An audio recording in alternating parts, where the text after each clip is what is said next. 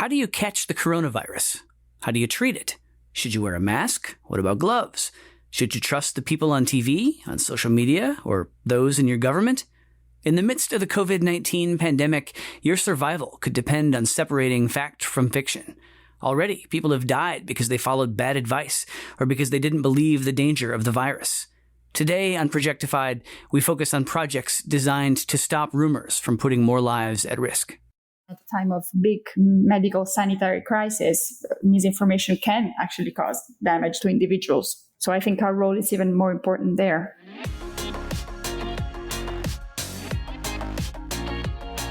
The world is changing fast, and every day, project professionals are turning ideas into reality, delivering value to their organizations and society as a whole. On Projectified, we'll help you stay on top of the trends and see what's ahead for the project economy and your career. This is Projectified. I'm Steve Hendershot. Over the last decade, hundreds of fact-checking organizations have sprung up around the world, dedicated to building a foundation of trust in information by evaluating the claims made by officials, reporters, and others, and testing whether those claims are true. One of the standard bearers is the International Fact-Checking Network, housed at the Poynter Institute in the United States, which announced in April that it was distributing more than $500,000 in grants to 13 fact-checking organizations around the world for projects related to COVID-19. One of those groups, Pagella Politica, based in Milan, Italy, recently created a website called Facta to deal with non-political fact-checking, including all things COVID-19. Based in one of the world's COVID-19 hotspots, they're following that up with a current project to create a chatbot to field coronavirus queries. We're joined today by Silvia Cavasola, project manager at Pagella Politica.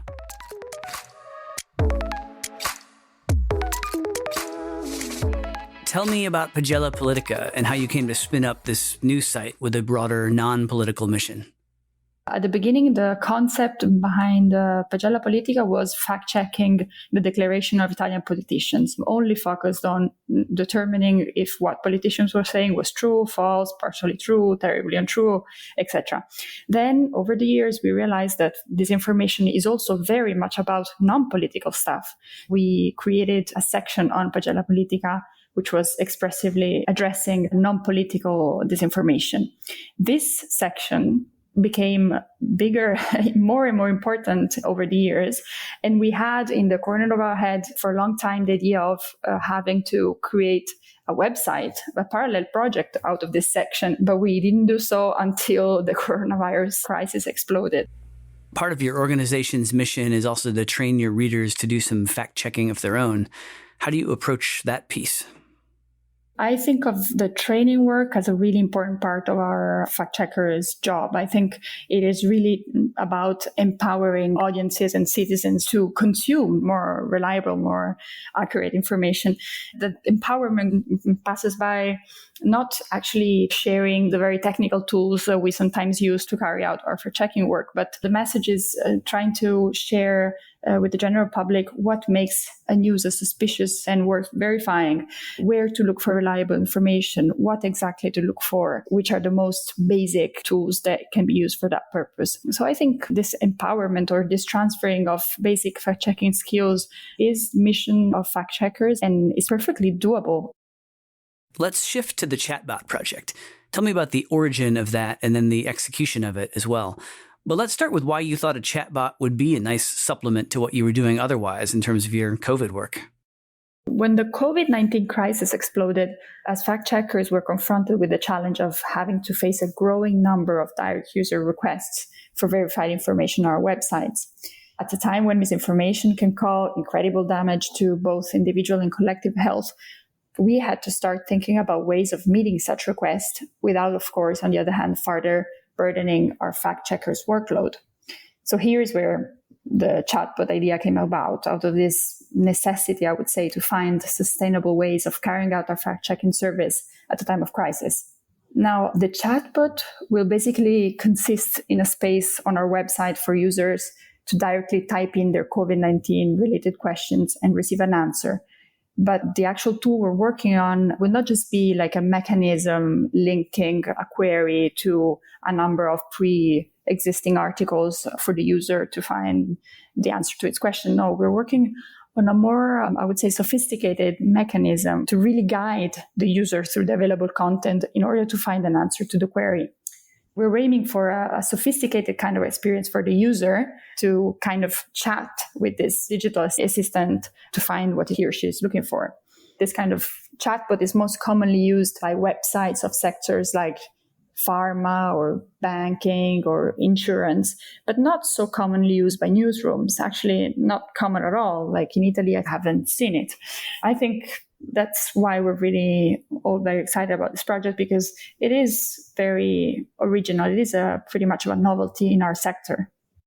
How difficult has it been to bring the technology on board?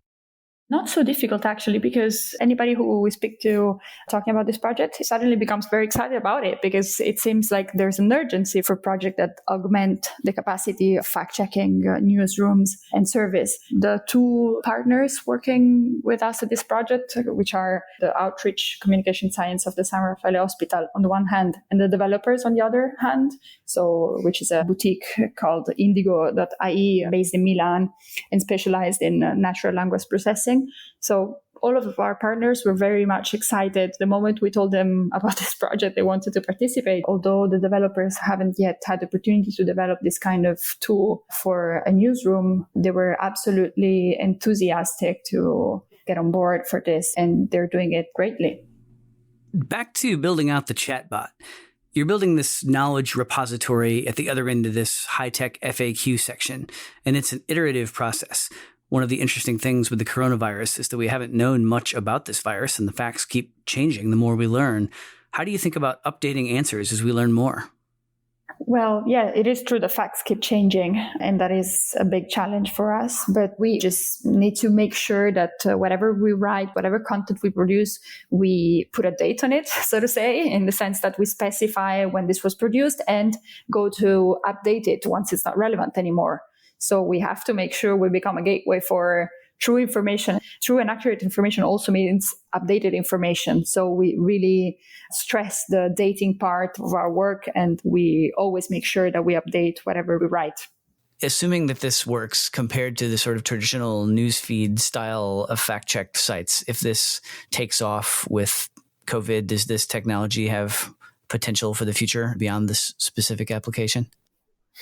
I think it does have potential for the future. We think this is the right moment to launch this, because this is a moment at which the demand for verified information grew vertically, so very rapidly. So we can see that, the general public is really looking for accurate information to consume. So this is the right moment to launch it. But we do have the desire or the hope that this stays on our website, because we think we can bring a lot to our websites, including, for example, it can help us better surface the information which is directly relevant for users, or can offer users the opportunity to directly engage with fact-checking platforms, and therefore to get into a closer relationship, not only with the concept of fact-checking, but also with the practice of it. We think this chatbot has a potential of creating a closer relationship between the readership and the fact-checking platforms, possibly leading to a process of restoring trust in the media. We do think that this tool is going to be there to stay, even after the current crisis. Another of the grant-winning fact-checking organizations is Newtral, Newtral, based in Madrid, Spain. Newtral is a media company founded in 2018 by the Spanish journalist Ana Pastor, and fact-checking is one of its areas of focus. Its COVID-19 work is notable for the way the team is using automation to tackle the challenges of fact-checking. Projectified's Hannah Schmidt spoke with Itziar Bernaola, director of Newtral Educación, Newtral's project to promote critical thinking in schools, institutes, and universities, about how the organization is approaching COVID-related claims. How has COVID-19 affected your work? Well, COVID-19 has affected very, very much our work, because it has really increased the number of fakes and all kind of hoaxes in the network and in social media. Cristina Tardagila, she's the Associate Director of the IFCN, which is the International Fact-Checking Network. She said this was the worst disinformation wave in history. okay, the worst one in history. Never, ever seen before something like this. So it is a huge challenge for fact checkers. In our case, in Newtral, we are facing 10 times average more daily messages asking us about specific information, asking us if this is true, this is false. Sometimes in these last months, we have had up to 16 times more than on an average month. We have this, what we call VOD WhatsApp line, which is verification on demand line via WhatsApp. Anyone who sees information on the internet and does not know if it's true or if it's false can ask us and we will answer them. How have you all adapted to meet this increase in demand? Well, it's been a little difficult at first because we had two different problems colliding now together. First, we had our team in quarantine. So from one day to the other, we were all working at home, all separated one from the others, and we could work online, but it was a little bit different. And then on the other hand, this pandemic of misinformation I was telling you about. So we had to hire 2 more people for our newsroom, and we had to work so much time in these last 2 or 3 months. When you have such a large increase in volume, I think it's changing your workload even with adding more people to your team. It has definitely varied our work routines. For example, we don't have weekends anymore. So the week is 7 days and, we have like different turns, but we have to be working from Monday to Sunday. So your team is working longer hours and through a stressful time. How do you as a leader keep that in mind and care for the team? I have thought a lot about this in the last 2 months because we have so many young people working with us. Some of them live in their own apartments in the center of Madrid, and working in a quarantine without going out of your home, only just to go to the supermarket, or that was at the beginning 2 months ago. Now you can go out to have exercise and so on. But when we started, that can be really stressful, really, really stressful, because you cannot be with your colleagues or with your friends. So I try to be as close as I can with my team, make them know that this that they're working is really important. They're helping other people with their work. And I think that's the small part we can do in this pandemic. We are not nurses. We are not doctors. We don't work in hospitals. But what we're doing, I think it's a little bit important also. Earlier, you mentioned Newtral's WhatsApp verification on demand, and you received funding for a project to help automate verifying stories and information sent through WhatsApp. What can you tell me about the project? Currently, we manually answer 70% of all those questions we receive through our VOD WhatsApp line. So the other 30%, we have automatized it. But we need to automatize more these processes. So what the project will do is the artificial intelligence will help us to know what can be verified and what can't. And that may be a little bit basic, but it's really important for us because it takes us a lot of time saying, okay, this we cannot verify. It's an opinion, for example, or this we cannot have data about, or this. So that first part is really important for us. And also, like a second part of the project would be that maybe we could automatize also the search of the data. So if some economic data, for example, if the machine learns how to get to those data and gives them directly to the fact checker, that would be also a way to accelerate responses and accelerate the whole process. And so what teams are involved in this project to create this automation? I'm a journalist. So the journalists, we know what we need, but we don't know how to develop it. But we know what we need, and we especially know what are the needs of our community. Like with COVID-19, it was not only fake news or hoaxes or whatever. Also, we need to do what we call explainers, because there was a very big need, a very big demand for trustful information. And that information had to do with verification also, but not only, also about, like legal measures, economic measures taken by the government related to COVID-19 and to all these crises apart from the specific pandemic crisis. We can tell what our community needs and then work together with the engineers. So we can't completely stop the spread of misinformation, even if all of your projects succeed. So what's it like working on a problem that is you can't fully solve, just here, it's done, we've solved it?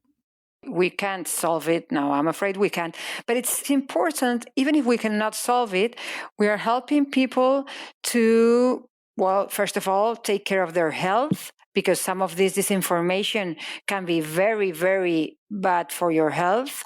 So that's important. And also, I think it's very important to make people conscious of this disinformation epidemic we're living. So even if we cannot end the problem, if society gets involved in this problem, and when you receive some information, you don't just upload it or share it with your friends or with your family, but stop a minute and think, do you think this is really true? Okay, let's try to verify it. If I cannot verify it by myself, let's send Newtral this WhatsApp and try and ask them to verify it for me. Well, that could be useful, even if we don't, as you say, finish with the problem. If we're going to beat this virus, we need to get on the same page about how best to stay safe and stop its spread. That means having access to reliable, accurate, trustworthy information. But sadly, not exactly all the information floating around out there about COVID-19 quite hits that bar. Separating the fact from the fiction can be tedious work, but it is so important. The project teams that have taken it on and that are exploring new technology to help them fight the battle are doing their communities a huge service. And that's a fact.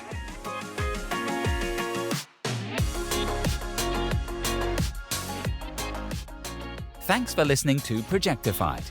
If you like what you heard, please subscribe to the show and leave a rating or review. We'd love your feedback. To hear more episodes of Projectified, visit Apple Podcasts, Google Play Music, Stitcher, Spotify, or SoundCloud, or head to pmi.org/podcast.